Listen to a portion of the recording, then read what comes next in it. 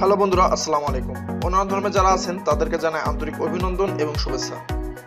আশা করি সবাই অনেক ভালো আছেন। পদ্মা সেতুর নবম স্প্যান বসানোর সর্বশেষ খবর নিয়ে থাকছে আজকের এই ভিডিওটি শুরুর আগে আমাদের চ্যানেলটি সাবস্ক্রাইব করুন এবং পাশের বেল আইকনটি ক্লিক করুন, যাতে করে সবার আগে আমাদের ভিডিও পেতে পারেন।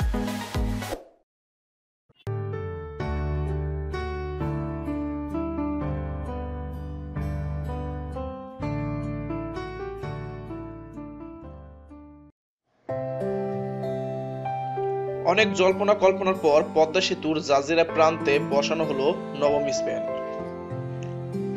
নবম স্প্যানটি বসানোর ফলে জাজিরা প্রান্তে পদ্মা সেতুর 1350 মিটার দৃশ্যমান হয়েছে।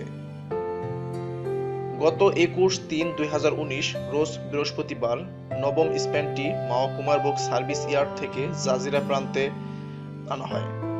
ওই দিনে স্প্যানটির বসানোর কথা থাকলেও কারিগরি জটিলতার কারণে স্প্যানটি বসানো সম্ভব হয়নি। পরের দিন অর্থাৎ 22/3/2019 রোজ শুক্রবার সকল জটিলতার সমাধান করে নবম স্প্যানটি বসানো হয় জাজিরা প্রান্তে।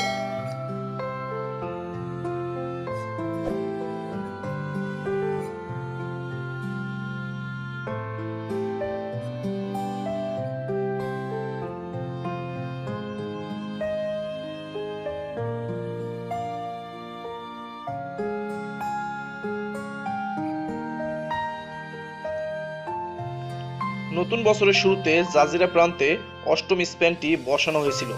প্রকৌশলীরা বলেছিলেন এখন থেকে পদ্মা সেতুতে প্রতি মাসে 2টি করে স্প্যান বসানো হবে, কিন্তু কিছু কারিগরি জটিলতার কারণে তা সম্ভব হচ্ছে না। তাই তো এই মাসে একটি স্প্যান বসানো হলো।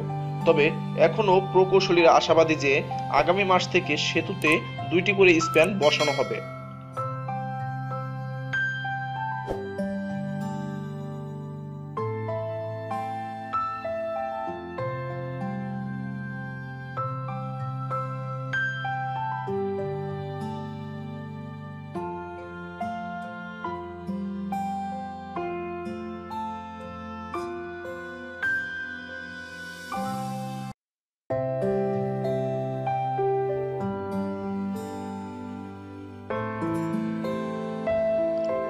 তো বন্ধুরা, আপনাদের জানিয়ে রাখতে চাই যে আমাদের পরবর্তী ভিডিও থাকবে পদ্মা সেতুর 42 নং পিলার থেকে 1 নং পিলারের সর্বশেষ খবর নিয়ে, অর্থাৎ জাজিরা প্রান্ত থেকে মাওয়া প্রান্ত পর্যন্ত সর্বশেষ খবর নিয়ে।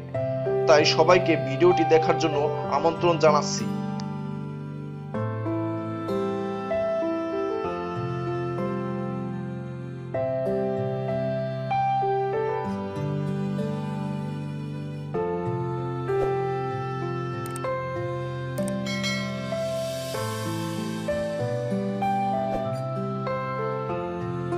আজকের এই ভিডিওটি আপনাদের কাছে কেমন লাগলো তা আমাদেরকে জানান।